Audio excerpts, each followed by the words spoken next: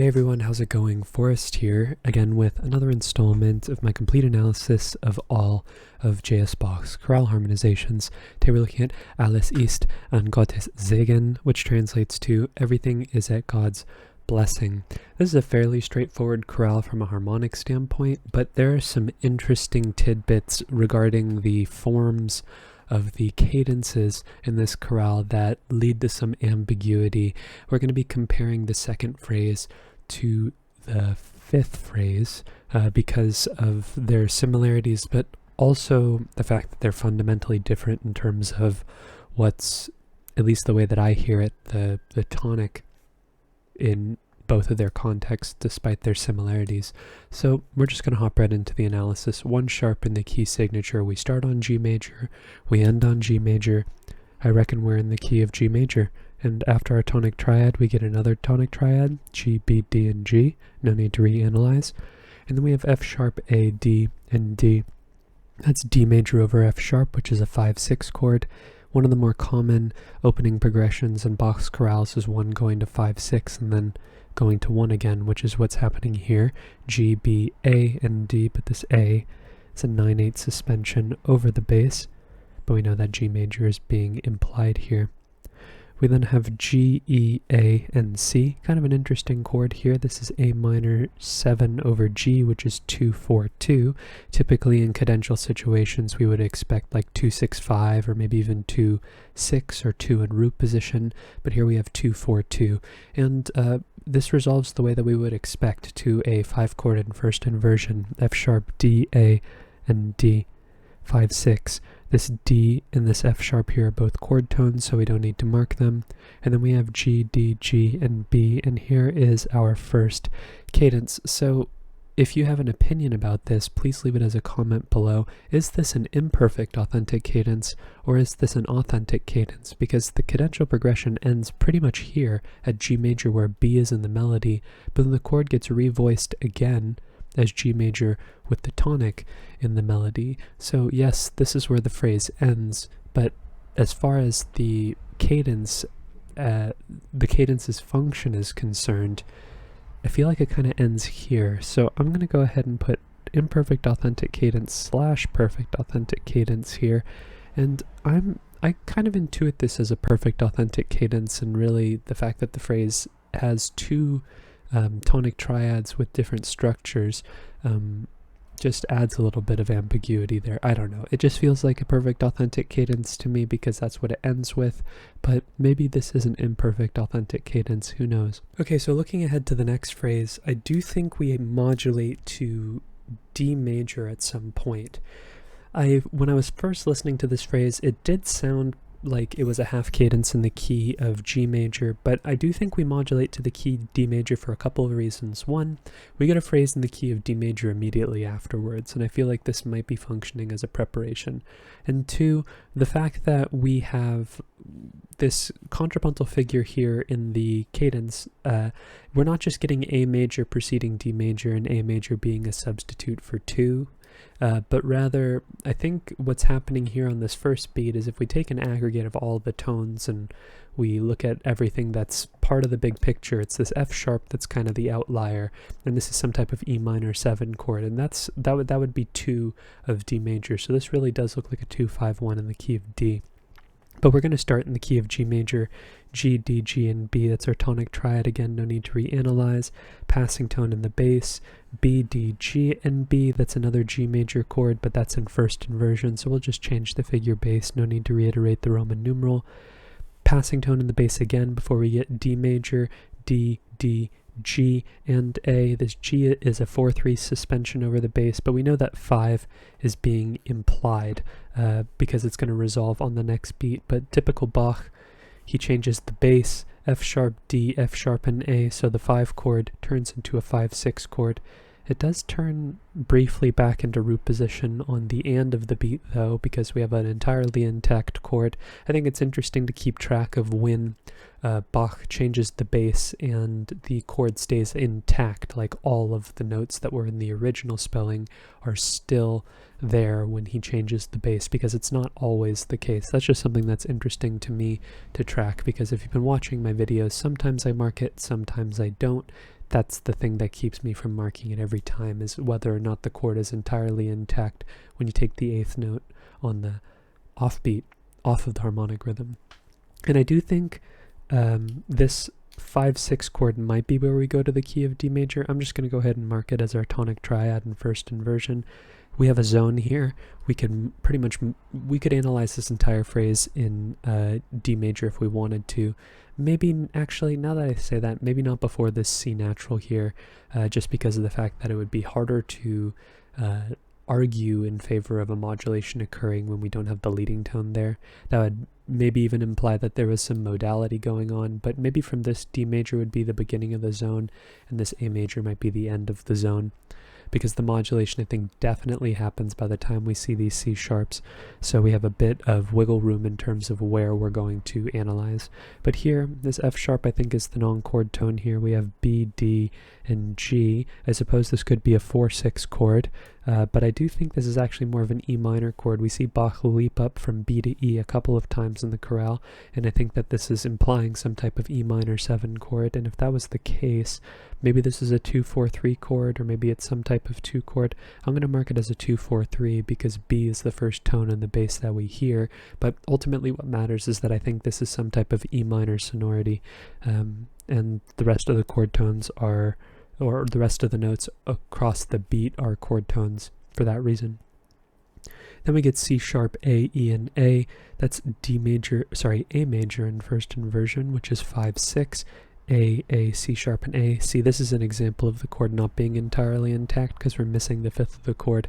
And of course, the 5th of the chord, when we're talking about major and minor triads, are not essential in terms of contextualizing the chord, but when we're talking about a chord changing over the subdivision of the harmonic rhythm, I think, I don't know, something about keeping the chord entirely intact seems intuitive to me as something to mark down, because a lot of the times changing the voices, yes, a lot of the chord stays intact, but not entirely.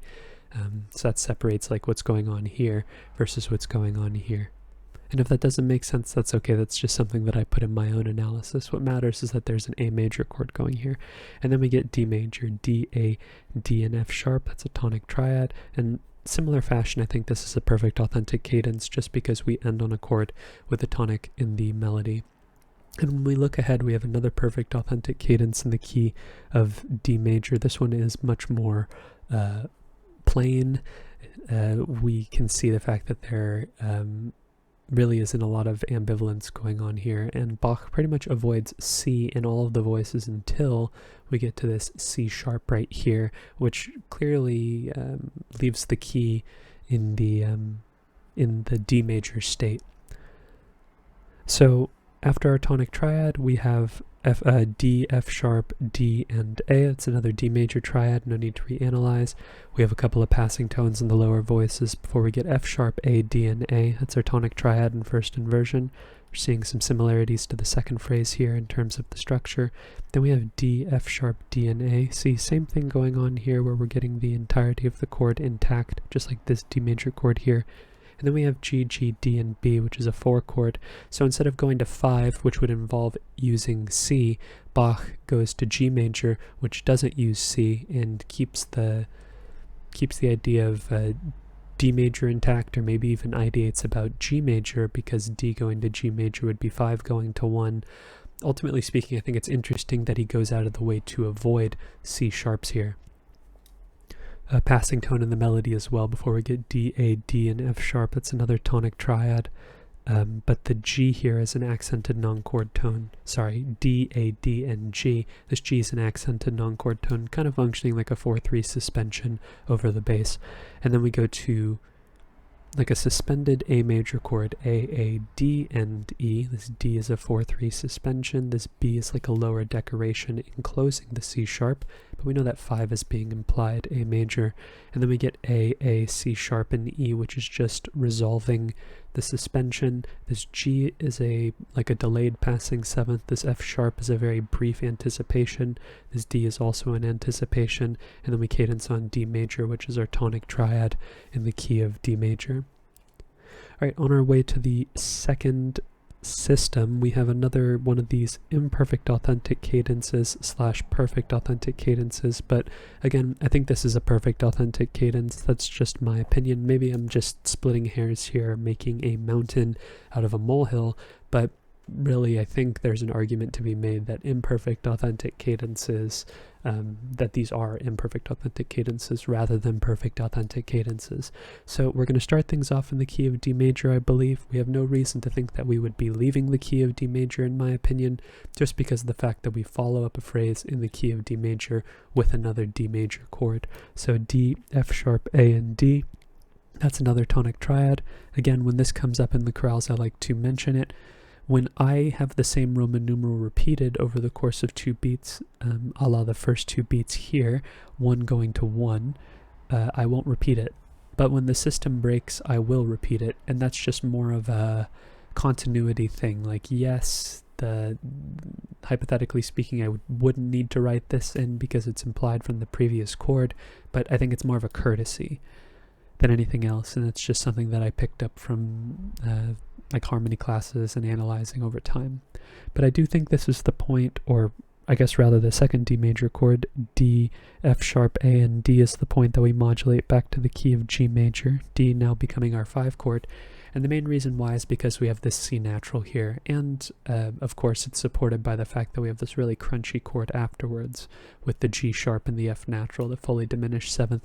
But that very well could be tonicizing something in the key of D major too. We could be tonicizing the 5, but that's not what's happening in this case. So this C is a passing 7th, and then we have B, F natural, G sharp, and D, which is G sharp fully diminished 7th over B, which is 7, 6, 5 of 2, because G sharp is the leading tone to A, and A is our 2 chord. So a bit of implied, or it's foreshadowing some transitive harmony here, because we would expect 2 to go to 5, not the other way around, and that's what's happening here. And interestingly, Bach has another one of these double dominant figures, I guess, where he takes the idea of the dominant and continues it over the span of 2 beats in less of a progression and more of a sustained tense moment, a dissonant moment, because after we have these passing tones, A is actually in both, which are the resolutions. The leading tone does resolve to where it's supposed to go to, but instead of going to an A minor chord like we would expect, we go to another dominant chord, G sharp, E, B, and E, which is E major over G sharp, which is 5, 6 of 2. And again, when we get 7, I guess sort of functioning like a predominant, or 2 dominants one after the other, there's not really a progression going on. It's like continuing the idea of dissonance and prolonging the desire to want to resolve. That's effectively how I look at it. And thirds progressions, chords that are a third apart from one another, tend to have this effect where they're really, it feels like the harmony is sort of being put on pause, or you're if you look at the harmony like driving through a neighborhood and you get to a stop sign, that's sort of what's going on. Or maybe you hit a little bit of traffic and you have to slow down a bit. That's sort of what it feels like to me, rather than reaching your destination, which is what I feel like the cadence is like. Or maybe being at a stoplight, something a little bit less temporary than stopping for just a moment in time. But eventually this E is a chord, well, this E is a chord tone, and eventually we get to our A minor chord, A, E, B, and C. So even after our series of 2 secondary dominant chords in succession, we get sort of like an incomplete resolution where we have this suspension carrying over to the chord. But we do know that 2 is being implied here, A, E, and C, the triad's intact, and the B resolves down by step. This B is a 9/8 suspension over the bass, and this G is a passing 7th. This G is like a very brief neighboring 7th, and then we get F sharp, D, A, and D, which is D major in first inversion, 5, 6. This D is a chord tone, but I'm not going to mark it because of the fact that it would leave the rest of the chord not intact, just like how something like this, for example, does that as well, where one of the chord tones gets omitted. And then we have G major, G, D, G and B, tonic triad, root position, repeated again and revoiced on the next beat. And I think that this is a perfect authentic cadence. I think there's an argument to be made that it's an imperfect authentic cadence. And looking ahead, we have another similar situation, one of these ambiguous cadences here. And again, I do feel like it's a perfect authentic cadence. This time it's much clearer that we're in the key of D major because we get C sharps earlier in the phrase. And when comparing these two phrases here, I said this earlier in the video that I was going to compare these two phrases in terms of their forms, but actually I came about, you might have seen the break in the video, that this phrase here actually does modulate to the key of D. At least I convinced myself that we modulate to the key of D, despite the fact that the C sharps get introduced so late into the measure. And the big thing that convinced me was the re-analysis of this chord here as an E minor 7 chord of some orientation rather than like a G major chord. Which is how I had it in my notes for some reason, even though because this F sharp was being held over and resolved down to E, which made it feel like the E was the root of the chord, especially being echoed here in the bass. So not as many differences as I thought in between these two phrases here, despite the fact that C sharp gets introduced earlier in this phrase than in this phrase. So starting things off, we are going to be in the key of G major. G, D, G, and B is another G major chord, no need to reanalyze. This B is a chord tone, so we don't need to reanalyze, or we don't need to mark it. We then have G, E, G, and B, which is E minor over G, which would be a 6/6 chord. And I think this is where we go to the key of D major. It becomes our 2/6 chord. And when we see 2/6 chords, we know that Bach loves using 2/6 chords. We get some passing tones as well in the inner voices before we go to A7 over G. Kind of an interesting chord. G, C sharp, E, and A. 5/4/2. And we would expect this to resolve to 1/6. This A is a chord tone, this C sharp is a chord tone, we don't need to mark those, and then we get our 1/6 chord, F sharp, D, F sharp, and A, tonic triad, first inversion. And this D right here is a chord tone, and I'm going to go ahead and mark that as going to root position because the rest of the chord is intact, just like how we had in our second phrase. And then we go to another chord, which is similar, if not identical, to the first iteration that we have here in the second phrase. We have B, D, F sharp, and G. Again, this F sharp is being suspended, resolves down to E. Kind of interesting. I guess it would be kind of like a 5/4 suspension if we were looking literally, or if we were expecting it to resolve over the bass, but Bach turns that into sort of like an 11/8 or a 12/8 suspension, because we start with a fifth and then it turns into an octave as the bass changes. But I do think this is another case of there being an E minor 7 chord of some sort, whether it's in root position or whether it's in second inversion. This is a case where we have counterpoint, so really the inversion doesn't make too much of an impact on the overall quality of the chord, like it would if we were looking at chords that were purely on the harmonic rhythm, because Bach tends to get very contrapuntal in his cadences. Regardless, we do end up going to an A major chord in first inversion, C sharp, A, E, and A, 5/6. Exact same cadence like we had here in the second phrase, and then we cadence on D major, D, A, D, and F sharp, tonic triad. So we see two identical cadences. The only difference between these two phrases is where the modulation occurs. So Bach introduces C sharp into the texture much earlier this time, and as a result we get the modulation earlier. I guess really that's the only point of comparison between the two of them, because for all intents and purposes the phrases from that point onward are identical. It's just the method that he uses to get from G major to D major in both of these phrases being different. But looking ahead, we have our last phrase in the key of G major, typically speaking with cadences in the key of the dominant that precede the key of the tonic. They're kind of just like glorified half cadences, because we get that desire to want to resolve back to the tonic by the end of the chorale especially. So this D major chord is just going to go ahead and be recontextualized as 5 in the key of G, and then we're just going to have a straightforward analysis in the key of G major moving forward. And we also end the chorale with a fairly straightforward perfect authentic cadence, very similar to the the last phrase of the first system. That's what I was trying to say, but the third phrase overall. So starting things off, we have B, G, D, and G. That's a tonic triad in first inversion, but again, kind of in an interesting way, we see this idea of Bach leaping up to E, again in the bass, as well as, oh actually, did we see him go down to B here? The only time we saw that was here in part of a suspension figure, but I don't think that's related. I think this leaping in the bass up from B to E is kind of interesting. Maybe introduce the idea of E minor early on. Maybe this is some type of deceptive progression, but I hear G major here. We then have D, D, F sharp, and A. That's our 5 chord, D major with a passing 7th on the bass. We then have B, D, G, and B. It's a tonic triad in first inversion again.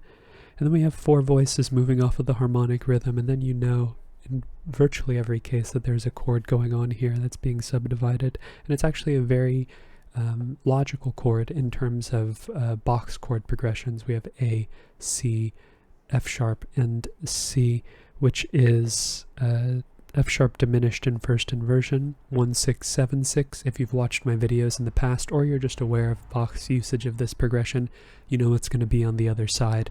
It's going to be a tonic triad in first inversion, G, B, G, and D. Tonic triad, root position, 1, 6, 7, 6, 1, or the retrograde of that progression is super common in the chorales. Sometimes we get it in a subdivided context like this, where it happens over 2 beats. Sometimes we get it over 3 beats, but we see this progression all the time in Bach. And then we leap up to E again, which is kind of interesting. We have E, which is a non-chord tone, C, which is a non-chord tone, and C, which is a non-chord tone as well. And that leaves us with E, C, G, and C, which is another subdivided chord progression, I'd say. That's a 4-6 chord, C major over E, sorry. And then we're closing in on our cadence. We get D, D, G, and B, which is G major over D. That's a 1-6-4 chord. And after 1-6-4, we would expect a 5 chord in a cadential situation. D, D, F sharp, and A. That's D major, which is our 5 chord. Sometimes we use a bracket like this. This C natural here is like a delayed passing 7th. This G is an anticipation. And then we cadence on G major, G, B, D, and G. Tonic triad, root position. So all in all, the chorale is fairly straightforward. Not too many harmonic twists and turns or chords that are difficult to analyze. I'd say probably the most difficult chords to analyze are these 2 right here, which are conveniently stacked atop one another on the page. These E minor 7 chords, at least that's the way that I hear them. I suppose you could analyze them as like G major 7 chords as well. I just hear them as E minor chords, or at least on the page, that's what looks like is happening, is that the F sharp is being suspended.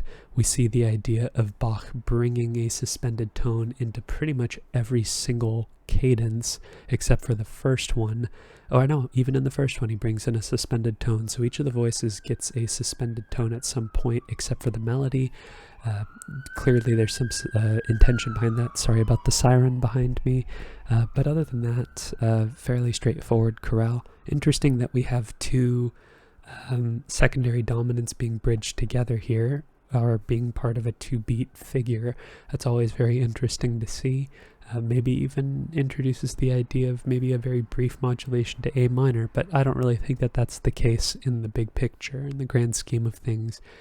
But I think with all that being said, that's pretty much all that I have to talk about regarding this chorale today. So if you're interested in following me along on this journey to analyze all of J.S. Bach's chorale harmonizations, feel free to subscribe to the channel. You could also hit the notification icon if you'd like to be notified of my daily upload, and also like the video if you enjoyed the content. It would mean that my video It means that my videos get seen by more people, and that means more discussion about harmony, and that's the type of thing that we like around here. But with all that being said, thank you so much for watching the video and supporting the channel by doing so. I look forward to tomorrow's analysis, and I hope you take care.